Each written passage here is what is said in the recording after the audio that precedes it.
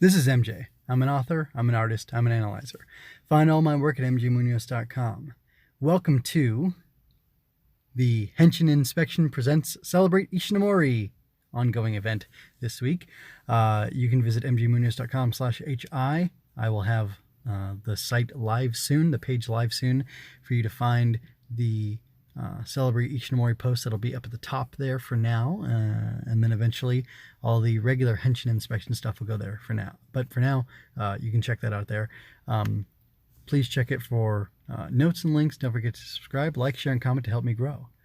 So, this is Henshin Ninja Arashi is a show. You know, I had all these notes about like when things came out. I'll have to put those in the show notes because I pulled them up, I generated them, or I collated, or I guess collected, whatever, it doesn't matter. I'm here to talk about Henshin Ninja Arashi, so I'll just go ahead and do that. I just watched the first episode. I liked it a lot. Very neat, very cool, very exciting. As opposed to Poitrine episode 2, the fights were extremely dynamic, very good. This is not a comedy series. It's about the action. There's some, cute and sweet moments in it or whatever, maybe.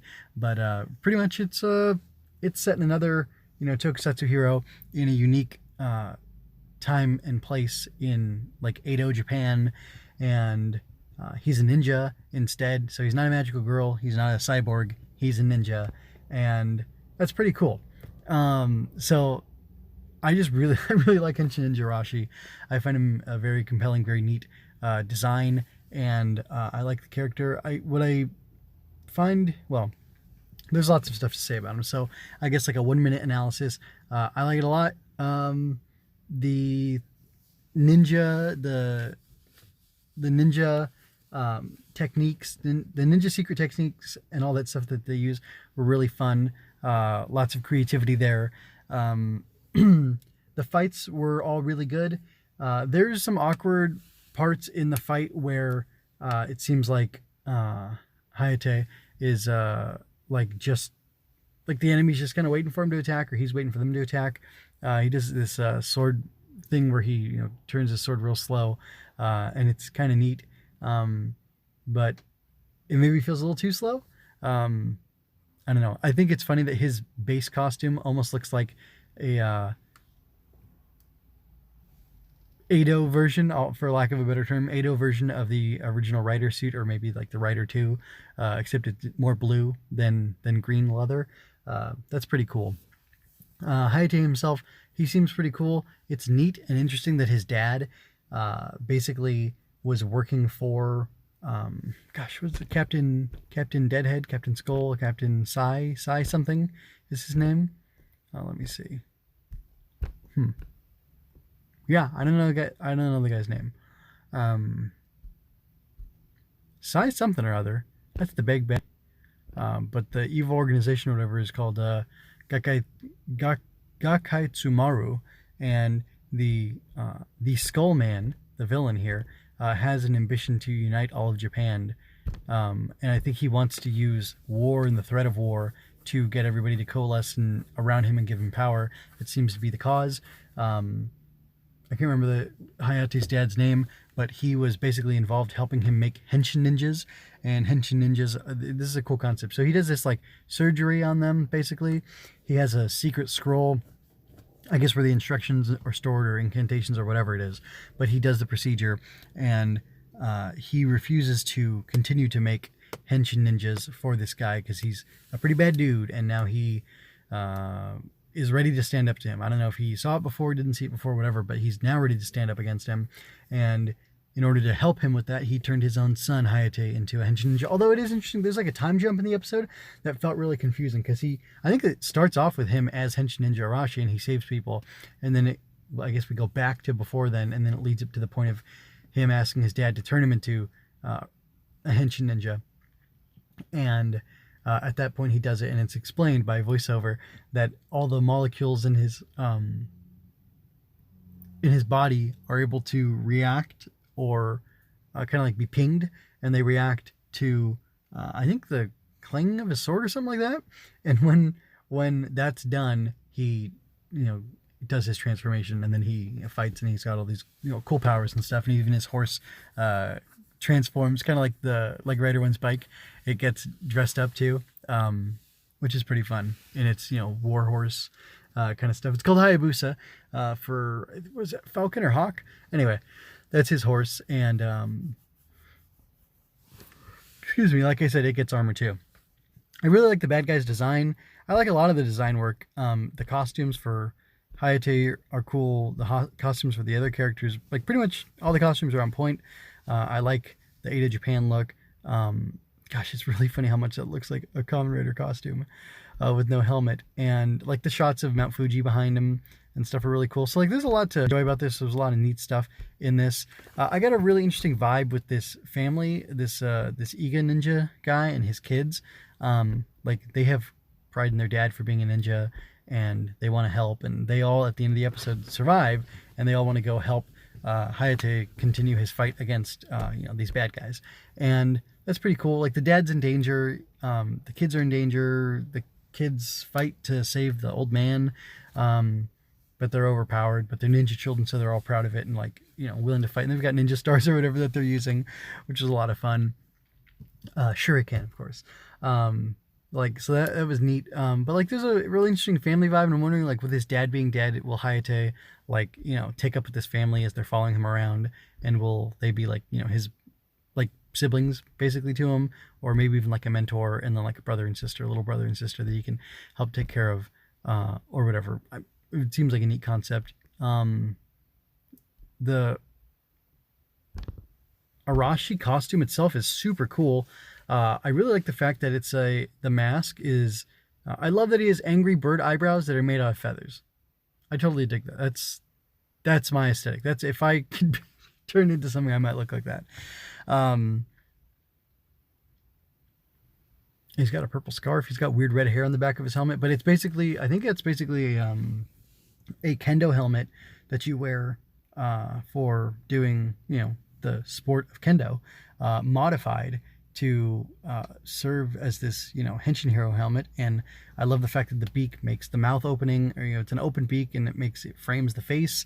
It obscures the face. He's got eyes in there above the beak, nested real tight, so they look angry and fierce and stuff. And you've got those angry, feather eyebrows. Like, it's just a super cool design, the whole thing. But his face looks great. And then we get a cool eye catch, or whatever you call it, in the middle of the episode, a bumper image, and that sure looks like Ishinomori's work to me. And the manga version, or the illustrated version of Henshin Ninja Arashi, is just as awesome as the live action one. But it's like cool because he's got bird leg boots and bird leg glove, long tall boots and gloves basically, and they're yellow for bird legs, and he's got the white feathers. All it's just a super cool design. I really like it. And all the fighting was inventive and quirky and a lot of fun. I like that they had their little showdowns a couple times where they went at each other. This Moray eel dude he was fighting, poisonous Moray eel ninja, was super weird. I liked, or I thought it was funny that he had toxin or poison he could have it commanded to shoot out of its mouth, and he threw it at Arashi at one point. And the one thing that fell flat is he's like, "Oh, behold my eel's secret," and then he threw it at him, and it got wrapped around a tree, and he cut it, and then I don't know what happened, because then a few seconds later the eel was around his shoulder again, and he was just blasting him with his poisonous gas. I don't know, it was just kind of funny. But it was cool. He took a hit. Arashi got hit by the poison gas, and it kind of stunned him for a minute, but he ended up making it work out. So that's good for him. But yeah, I don't really have much else to say. It was exciting. It was fun. I loved the fights. There's at one point he puts the sword in his mouth, I think, because he's gonna jump. I don't know. It looked crazy and cool, but then it gets interrupted. So I just kind of find it funny that they keep it in there. And I don't know, even I don't think I mentioned this, but the Iga clan, or Iga Ninja family, whatever you want to call them, they have really cool costumes. They're color coordinated. Feels kind of precursor to Super Sentai E to me, but I just think it's neat. These kids have these costumes, with their dad matching with them, and it's a lot of fun. Those scarves look so Kamen Rider. I don't know what else to say, but they're super cool, and I like it. It was a lot of fun. And I like the stakes that are set up, that this guy is trying to get the scroll so that he can make more Henshin ninjas. And I wonder how many he has now and why they're not enough. And if Arashi's going to be fighting them every single episode, or if he'll be fighting different stuff, maybe hordes of people, 10 guys at one time, or different stuff like that to keep it more interesting, or just to keep it fresh as the series continues. Again, if there was a lot more time in the world, I'd love to watch more of this, but at present, I don't think it's going to happen just yet or anytime very soon. But it's very cool to check out. Very cool to check out. So I had a lot of fun with that. There was one other thing I wanted to take a note of. The actor who plays Hayate is very charismatic. I like him a lot. Very intense, but also very likable. And he has some moments of vulnerability and some moments of heroism and selflessness that I really enjoyed seeing. The eel guy's mask is okay, I guess. His design overall was fine. Didn't bother me. I liked it. He has like a statement that he makes, which I noticed with Poitrine too. But and Kamen Rider says some stuff, but like besides Henshin and Rider Power and things, I can't think of anything like the original Kamen Rider really said. Like Sailor Moon, how dare you mess with a young girl's heart, blah, blah, blah, and they will punish you. So this guy, Arashi, says, I am the bringer of justice, who shall cast all evil into the shadows. And that's pretty cool. I like that a lot. So it is kind of interesting that his dad, was making these Henshin ninjas for this guy who is obviously, if you look at him, a bad guy. But he repented of that and wanted to make amends and wanted to destroy the scroll, but they wouldn't let him. Or did it get destroyed? I don't remember if it got destroyed or not, but whatever. Either it didn't get destroyed and they will continue trying to find it and fighting over it or whatever, or did get destroyed and now for vengeance they just want to stop Arashi, Hayate, from being able to fight against them and stop their evil plans. Anyway, I like that it is part of the ceremony for him to get the construction or the surgery or whatever, to be turned into a Henshin ninja. He kind of stripped down. He was in like a more he was a different kind of robe or kimono or whatever, different kind of clothing than he usually wears. And they were like in a shrine. They had those paper jaggedy sacred things that look like they're tied around a tree or maybe a column or something.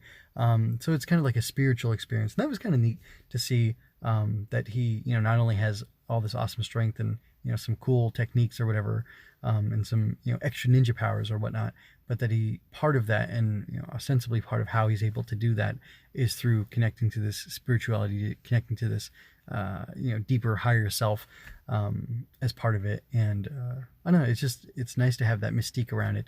And I'd be saying that if that was I like the mystique. There's an extra layer of interest on there because it's from a different culture. But even if it was just fantasy type thing, it would still be interesting. So like I said, I really enjoyed Henshin Ninja Arashi. I hope you're enjoying me talking about these classic and older Ishinomori works that maybe aren't so well known, or maybe they are and I'm just a fool and didn't know about them until more recently. But anyway, I'm very excited to continue this, and I ask that you check out all the other Celebrate Ishinomori stuff I've been publishing, and that you would also check out Henshin Inspection because it has a lot to do with shadowy Ishinomori. I don't think I'd be doing Henshin Inspection without his work being what it is and being where it is. So anyway, we're getting the Go Ranger manga. I wonder if we're going to get Henshin Ninja Arashi manga. I wonder if we're going to get more Kamen Rider manga. Oh, I guess that all released on Comixology technically, so I guess we wouldn't do that. But there's a manga of this too. And I want to find the manga versions of a lot of these things, but just there's not enough time for me to do it this year. And by this year, I mean during this, these 5 days of hashtag Celebrate Ishinomori 2021.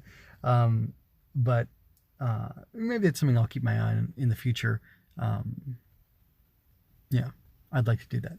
Anyway, I'm going to go ahead and get out of here. Again, I ask that you check out mgwinners.com/hi. You'll find the Celebrate Ishinomori stuff all up there, and you'll find links, notes, other stuff there as well. I already have the Poitrine video out by the time you're hearing this, and the audio only as well. You can find those over here in the same area where you found this probably. And I'm hoping I'll have playlists going so that it'll be easy for people to find all this stuff as I talk about these cool Ishinomori things that he helped make. So again, for now, I'm going to go ahead and get out of here, and I'm going to ask that you would check back soon for more.